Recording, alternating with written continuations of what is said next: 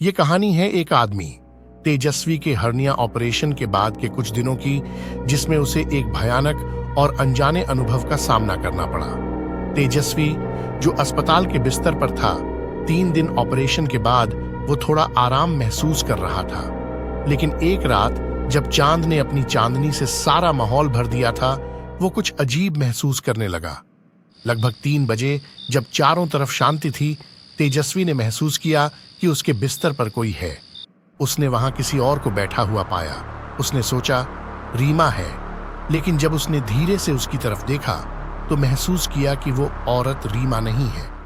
तेजस्वी ने रीमा को बुलाया, रीमा, क्या ये तुम हो? लेकिन जब उसने देखा तो वो औरत धीरे से उठी और तेजस्वी के सर की तरफ बढ़ने लगी। उसने मुस्कुराते हुए कहा, मैं तो ठीक हूं, अब मैं तुम्हारे साथ रहूंगी। तेजस्वी का दिल तेज धड़कने लगा। उसने महसूस किया कि वो सपना नहीं है, सच है।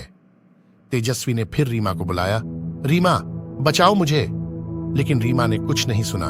वो गहरी नींद में थी, अपने बिस्तर पे। औरत ने धीरे से तेजस्वी के सर की तरफ बढ़ना शुरू किया। उसकी भयानक मुस्कान और काला चेहरा तेजस्वी को डर से भर रहा था। औरत ने कहा, अब तुम यहां रहोगे मेरे साथ।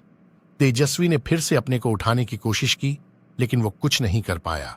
उसने महसूस किया कि उसका हाथ उस औरत के हाथ में है और वो हाथ निर्जीव हो रहा है। तेजस्वी ने थोड़ा सा सोचा, क्या ये सब एक सपना है? लेकिन उसने महसूस किया कि ये हकीकत है। उसने महसूस किया कि वो भूतिया उपस्थिति उसके ऊपर छा गई है। औरत ने धीरे से चलना शुरू किया और आ गई। तेजस्वी ने फिर से रीमा को बुलाया, लेकिन उसे कुछ नहीं सुना। औरत ने कहा, मैं तुम्हें यहां ही रखूंगी, तुम मेरे साथ अकेले नहीं।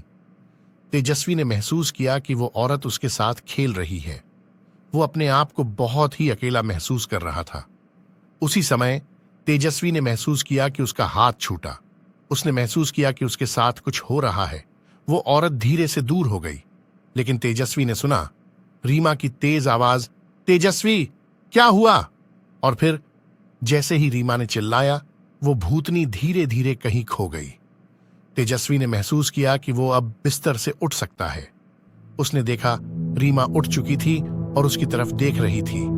तेजस्वी ने उससे पूछा, तुमने कुछ देखा या सुना? रीमा ने कहा, नहीं, कुछ नहीं, तुम ठीक तो हो ना?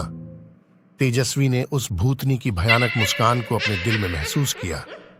अब तक डर से कंपी हो रही थी। और इधर रीमा ने भी तेजस्वी से सच नहीं बताया कि उसने तेजस्वी के पास किसी को देखा था।